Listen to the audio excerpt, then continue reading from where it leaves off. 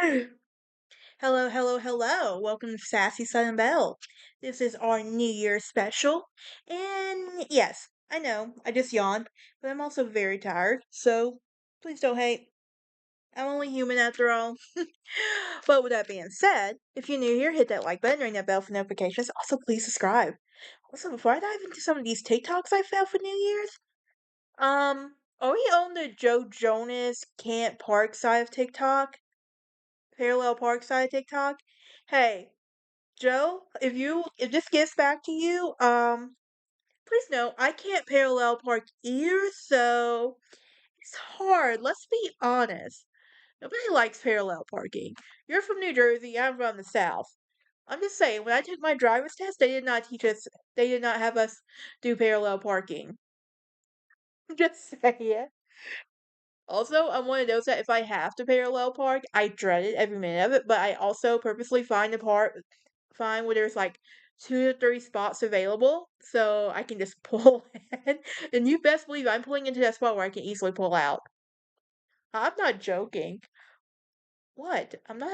What can I say? I am who I am. But with that being said, this is our New Year's special here on Sassy Southern Belle. I want to say this is our second New Year's special, so I think this is pretty cool. And I like doing stuff like this. It's very fun.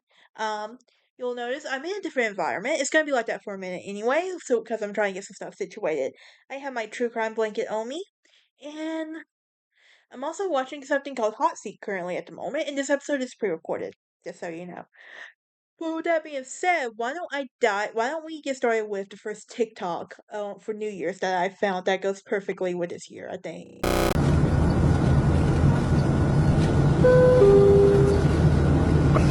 Okay, let's go. Okay, look, if this isn't the most realist thing you will ever see on New Year's, I don't know what is. I know for some people there's the New Year's kiss.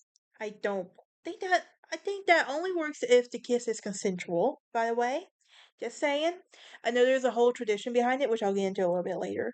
But anyway, but like seriously, you keep with fireworks, you show up, he's like, okay, now I can go home. My social battery is done. I'm ready to go home and recharge for the next year. Even though technically it is the next year. But here's our next TikTok find that I thought would be that I think goes well with this episode. Check this.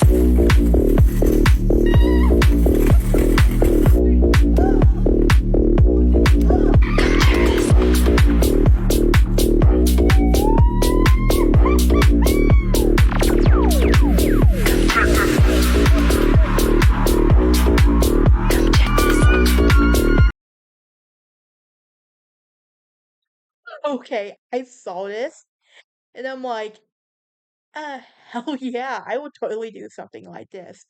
Um, well, I would be the one recording them doing something stupid like this, not doing that, being an actual unicorn. That's just that's just claustrophobia waiting to happen. But I love it when I see people dressed these days. Like, come on, what would you do if you saw that on New Year's? I would love it, honestly, and I think that was just hilarious. But yeah, here's our next TikTok that I think goes perfectly with this New Year as well. I'm pretty tired. Think I'll go home now. Okay, look, here's the thing. Thing is, I'm close to turning 30. Close. So close, I don't want to reveal the actual age. But why it's just so realistic. Like, the only reason I'm up till midnight as it is because I have insomnia. And let's be honest, nobody likes insomnia. Nobody. It's just one of those things that you're stuck with, unfortunately, and I wish it would go away. Can someone please make that happen? That would be amazing on my end, and I will love you forever, by the way. I don't know who you are, but I will love you forever if you can make it go away.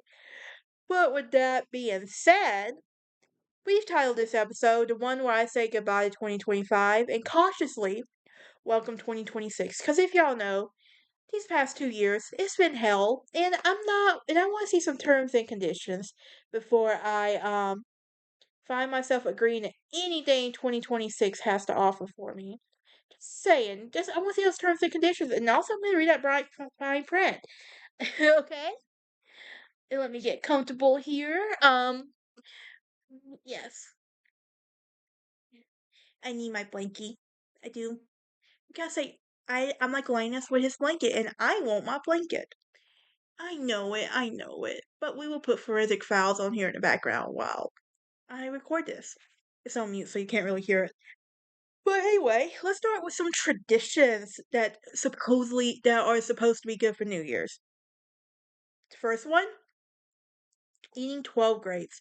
So in a lot of Spanish speaking countries, and like you eat one grape for each chime of midnight. So it is believed that good luck for your next month of the year, each month of the year. And I love that, honestly.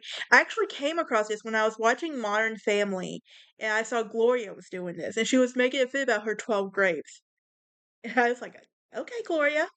But anyway, there's also something like eating lucky foods. Now, I do believe this, like greens and black eyed peas.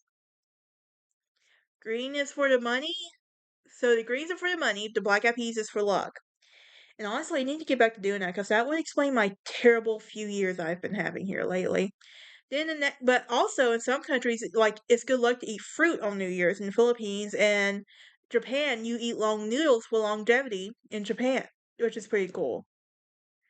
Now, next one is breaking dishes. Now, I'm personally not going to do this one, but more power to you if that's something you want to do. I'm not stopping you. Um, Also, I think I actually like this app. If I ever get me my own place, I'm actually going to do this setup. I think I'm actually liking this. Anyway, in some places like Denmark and Greece, smashing dishes against friends' doors on New Year's Eve is thought to bring some good luck.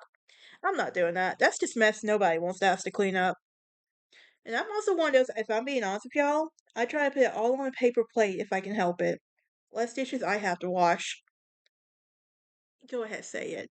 I shouldn't be like that, but you gonna wash all those dishes, honey? I ain't doing it. Um, then there's something called first footing, which is in Scotland and Greece, where the first person to enter your home after midnight is believed to influence the year's luck. And it is also believed that a tall, dark-haired man is considered a good omen. You're just my type, so you want to come over? Um, anyway, there's hanging an onion. In Greece, an onion is hung at the front door as a symbol of rebirth and growth for the new year. Interesting. I won't be doing that, but interesting. I respect your beliefs, Greece. I really do. Now let's talk about some symbolic actions and resolutions. Don't get me started on resolutions. We'll get to that in a moment. But there's like making resolutions. Look, can we just all agree that resolutions are basically goals you're never gonna set, never gonna meet? Can we just say that? I think it's basically goes without saying, right? At this point, when does it become um when does it actually stop? Because when we're young, it's cute, but as we get older, it's just more realistic that we're never gonna make these goals. We're not. Let's just be honest. And there's kissing at midnight, and this is from ancient Europe, and this is the thought to ensure continued love throughout the year. Then there is jumping over waves. In Brazil, people will jump over 7 waves on New Year's, and it represents a wish for the year ahead.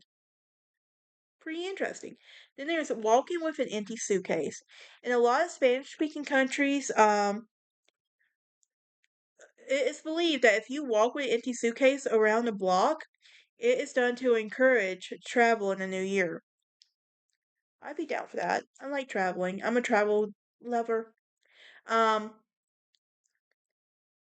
what are some like cleaning and spiritual rituals? Well, there's thorough cleaning, and I ain't cleaning. I'll be honest with y'all. But it's believed that if you clean your house before the new year, it gets rid of the bad luck from the previous year. This is one I do every year, and it's opening doors and windows. All that bad juju out, so I want some good luck coming. But this is basically said to if you let the old out, the new comes in.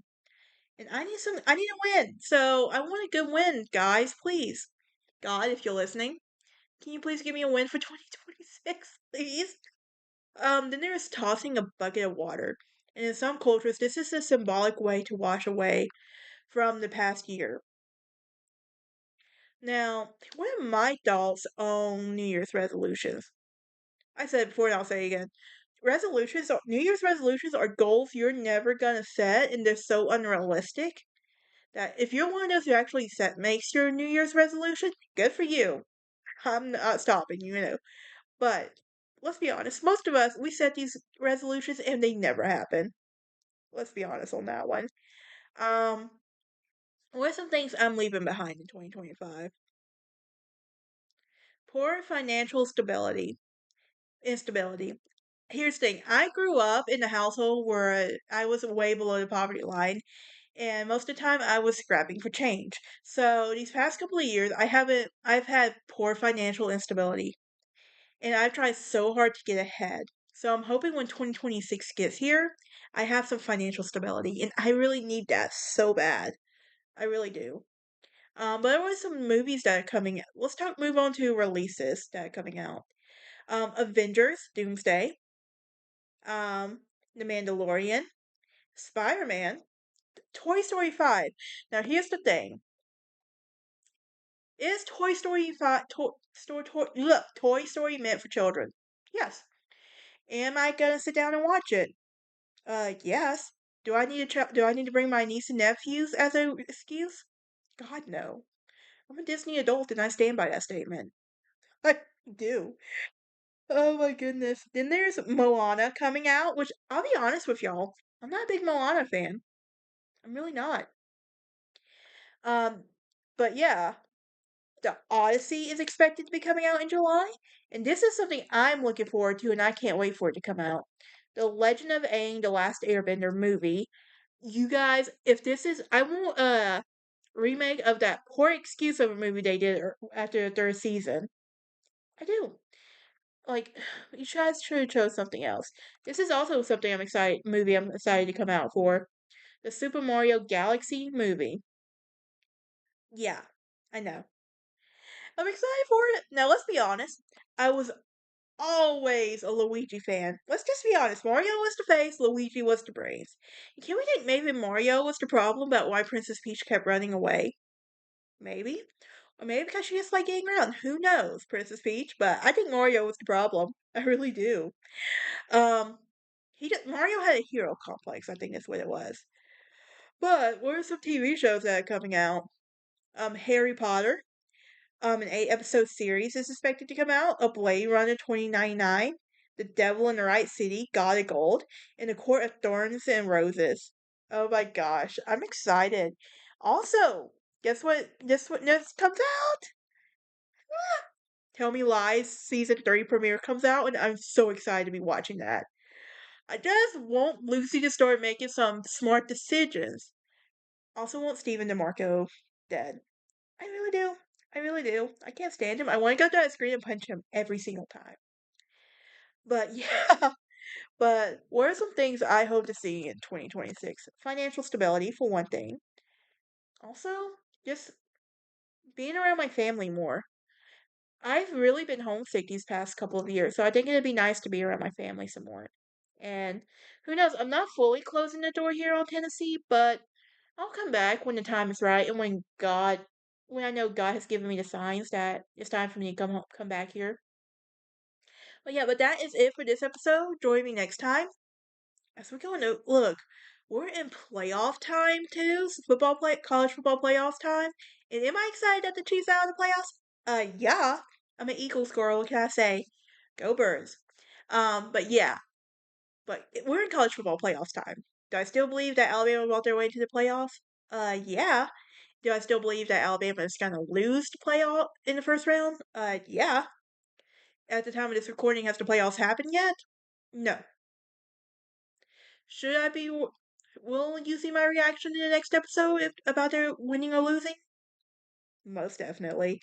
Look, I said before, and I'll say again, it'd be a cold day in hell before you see me root for Alabama or Ohio State. I hate both teams with a passion. That's just the Auburn fan in me with Alabama. But if you ever met Ohio State fans, they're so cocky and annoying. They're like Alabama with their fan bases, basically. But also, I hate Alabama more because when you're from Alabama, you choose Alabama or Auburn as your team. Unless you're not originally from Alabama, and that's just so fun to explain to people. You should go check out my episode on complaints and stuff, and you'll see where my friend Gabby and I talked briefly about them taking her flag, her LSU flag, and replacing it with Alabama. But they were polite enough to fold it and put it on their front porch. It was hilarious. But yeah, I will see y'all next time. Y'all have a great New Year, and I'll see you after the New Year, I guess.